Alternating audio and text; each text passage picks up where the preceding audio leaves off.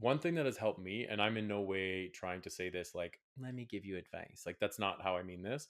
Anytime, like when I was younger, obviously, like the rejection piece was very real to me. I'm like, oh my God. Like now I look at it where if I put my hat in the ring or I apply for something or whatever, I look at it as like it's not meant for me. It wasn't meant for me because it's actually going to create more space for what is supposed to come into my life. And that is a way for me to look at it in a way that doesn't allow me to attach too much to it. You know what I mean? Because otherwise, there's so many people out there trying to Yeah. applying for these roles or getting these solo shows or whatever. And so the ones that you are currently working on, those are the ones that were meant, in my mind, are meant for you to be part of. I try to tell that to my students, even though I have to convince myself sometimes it's not personal when you're rejected. No. A lot of these places are getting hundreds and hundreds of applicants.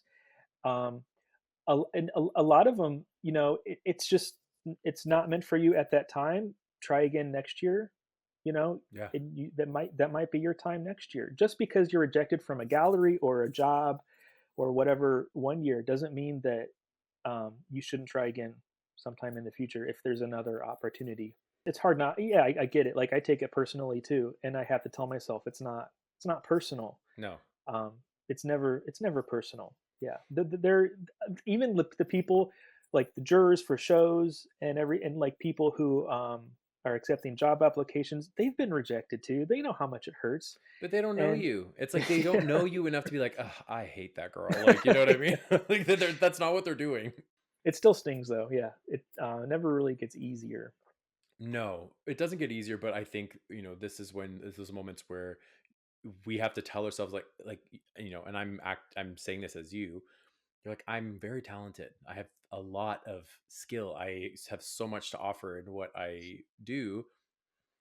If they can't see that, then that's on them. You know what I mean? Like we still as creatives, as artists, have to be strong in ourselves to say, I'm and it's not ego. You're like, I know what I'm doing.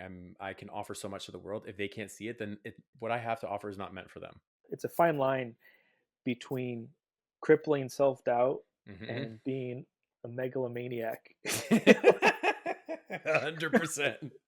Like I don't know what that is. That weird space in between like those two extremes. Like I think artists, rightfully so, sometimes are accused of being a little bit self-absorbed, and like that's not always like a negative. I think Yeah. because artists are introspective and they spend a lot of time thinking about what they do and why they do it. Of course, when you kind of are mulling over your own thoughts that much, that comes across maybe to others as being self-absorbed. One of my art teachers in college told me something that stayed with me all these years. She talked about how artists, because they do that, they go through this continuous process of kind of self exploration and self reflection and discovery. They know themselves better than other folks who don't ever like engage in that process with themselves. 100%. You talk to like a 60 or 70-year-old artist or filmmaker or fashion designer, and you hear them and they talk like they have the wisdom of the ages. But I think it's because they spent their whole life really like getting deep in their own psyches and trying to understand themselves. And you never get there, but you spend your whole lifetime trying. Hmm. And I think that really kind of shows through in later years, and like when you listen to these older artists talk and the wisdom that they're able to kind of convey to folks. And it's something that like folks who don't do that, I think, are really missing out.